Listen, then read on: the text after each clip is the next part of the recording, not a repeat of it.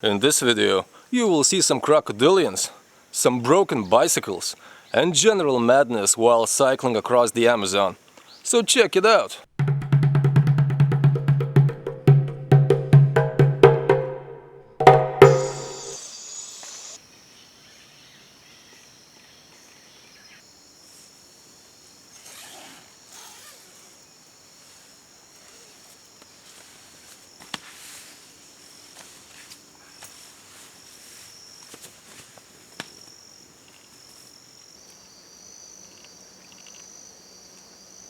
Last night I was crossing this river and I was wondering whether I should camp here or cycle a little bit further and look for some other spot. And then I saw some shiny ice in that water, and apparently there are quite a few caimans living in this river.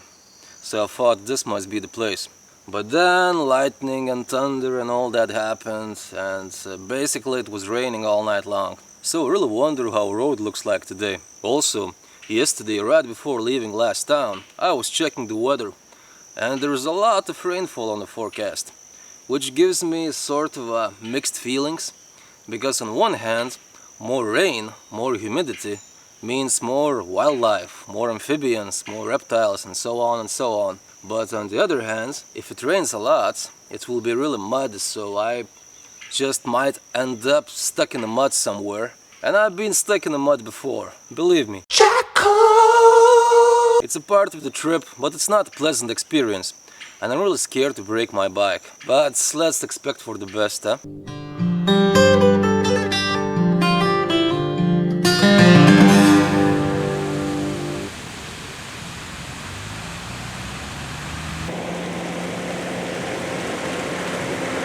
Boy oh boy, I think I really ran into some bad luck. And I'm not talking about the road or rain. Yeah, it was raining a lot and the road is just horrible. It's completely crappy. It's just a mud hole, and as a matter of fact, like 15 minutes or 20 minutes ago, there was a bunch of soldiers in here trying to push some stranded vehicles. But now they're all gone. But I have my own personal drama going on, because I seriously broke my bike. So this is the problem. Back rack of my bike. This is where I put the panniers and my bags and everything, all my stuff. And this is where it is broken, right where the screw is. And I really have no idea how I could get another of these to Brazil or to this part of the world. I think it's next to impossible. So for now I just keep it together with this, I don't know how it's called in English, clipper, wherever, and hopefully this will hold on.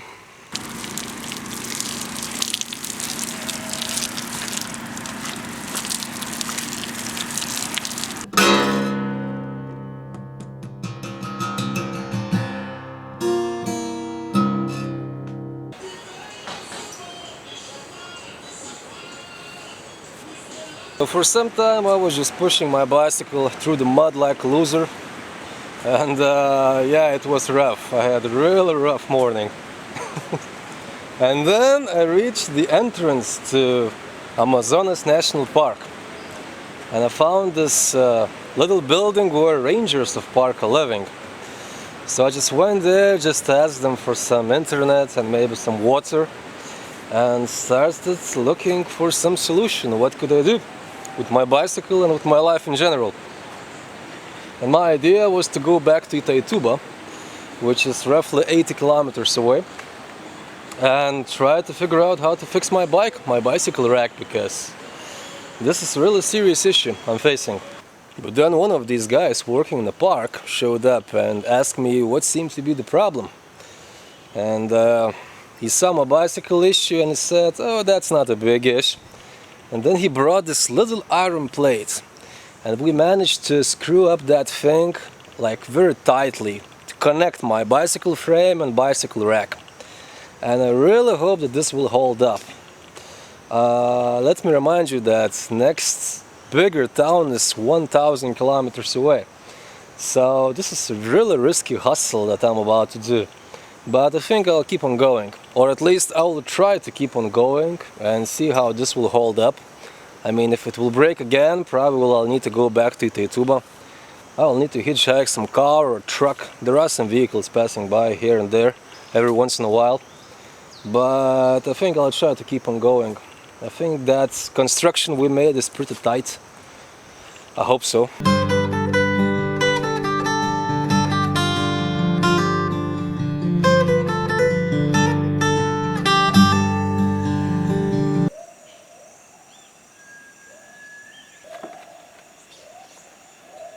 So sun is going down and night is upon me, and there is thick wall of jungle on one side of the road and even thicker wall of jungle on the other side of the road.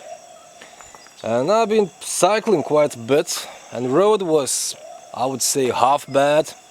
You know, with these tropical and subtropical roads, after the rainfall it gets horrible. Horrible. Mudslides and all of that.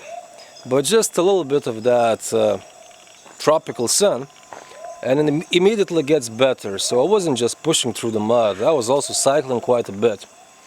And regarding my broken bicycle, well, this solution that one of those park rangers came up with really works, it seems. It's really holding up, and don't get me wrong, I'm fully aware this is completely mad shit crazy idea. Even to think of trying to cover all this distance with a half-broken bicycle. But I really don't want to go back to Itaituba, and I will really try to take it easy. Will try to preserve my bicycle the best I can. I mean, I have nowhere to rush. My plan was to take it easy from this point further on, so I'm in the jungle already, so there's nowhere to rush.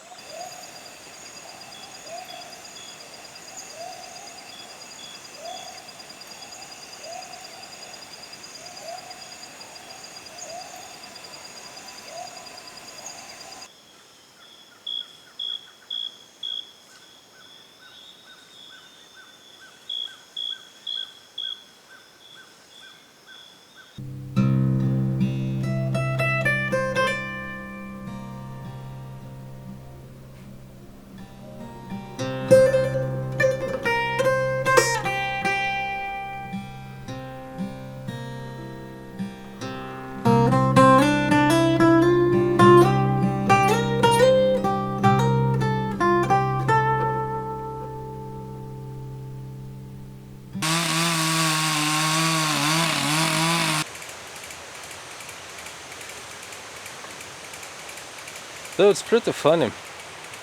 Like, I'm diving deep into the heart of the Amazon rainforest, you know. And for a while it seemed real abandoned, there's less and less traffic. And jungle and everything is beautiful and so on and so on.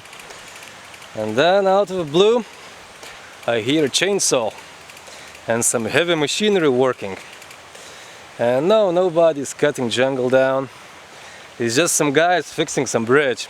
And apparently these guys are not just working in here, they're also living in here, and they have entire camp in here set with some ladies cooking and so on. So I guess I will take a siesta in here. There's a real nice river. And in the evening I either will go on a hike into the jungle, or perhaps I will keep on cycling. I will see.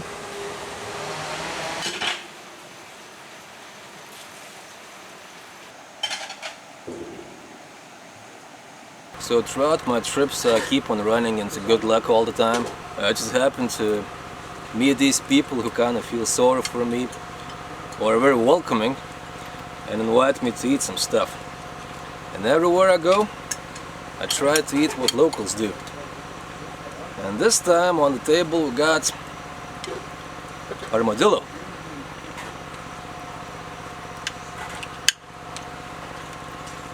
And it tastes real good.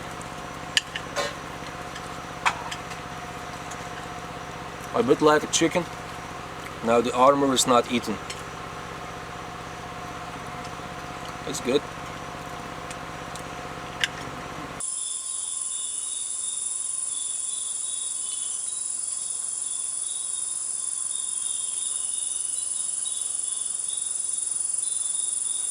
yet another unexpected twist in my journey. So I took my siesta and I slept a little bit, and then I spoke with these guys working on that bridge.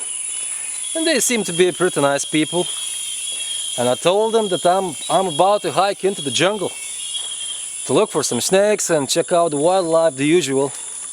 And they said, so why do you want to hike into the jungle here? Because on the other side the trail starts. Like there is a long 20-kilometer trail that goes deep into the jungle. And I said, really? And they said, yeah. So now I'm on my way. I'm actually on this trail already. I took a lot of water, I took all my flashlights, and I'm looking forward to explore this trail. They also told me that I'm completely crazy because there are many jaguars living in the area. But people like to exaggerate those things related with jaguars, jaguar-related things. So I wish I'll meet one. I hope to see one. And we will see what the night will bring.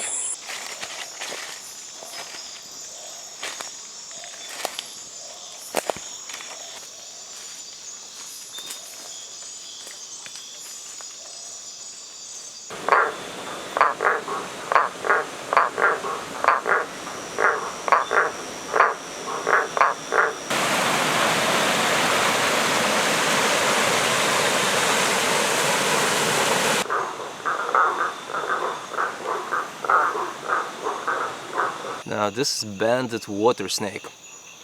Really beautiful animal. It's mostly aquatic and feeds on fish and amphibians. It is also considered to be somewhat mildly venomous, but it's also a rare fanged snake, so in order to deliver that venomous bite, it should really dig deep into my flesh. But this particular individual don't seem to be too defensive whatsoever. It is just chilling here, cool as a cucumber. And look at this pattern. Really beautiful, and it comes in very many different colors. They do get darker and lighter. This one is pretty light, and it's pretty common snake out here in the Amazon basin. You can see them swimming around at night.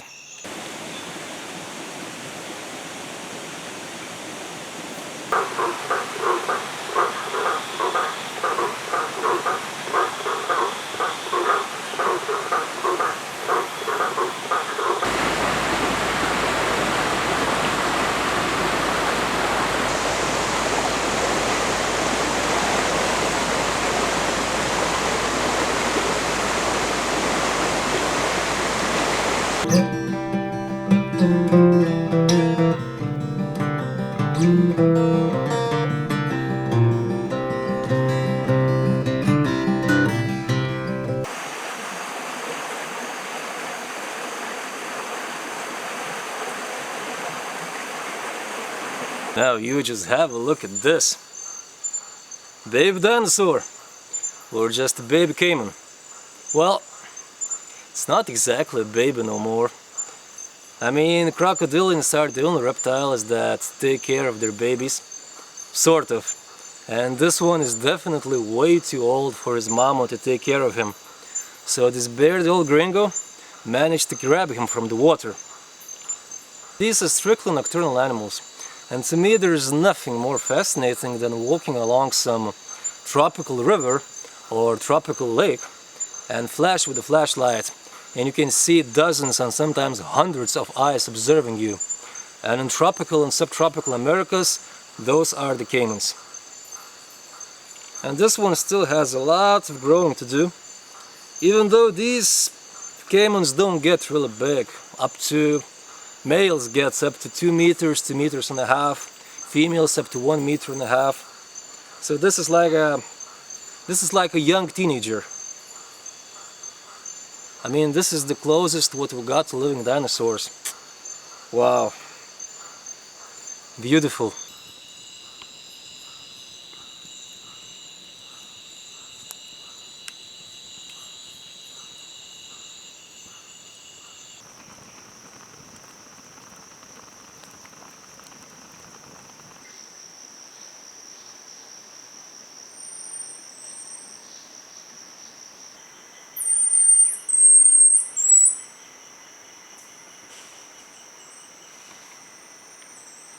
So it's another morning, another bowl of beans.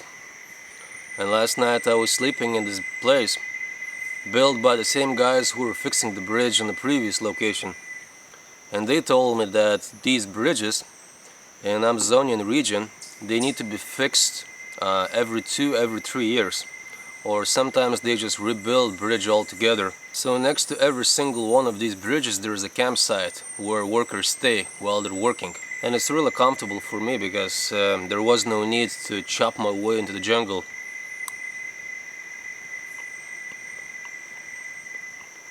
Although these beans, they aren't really good.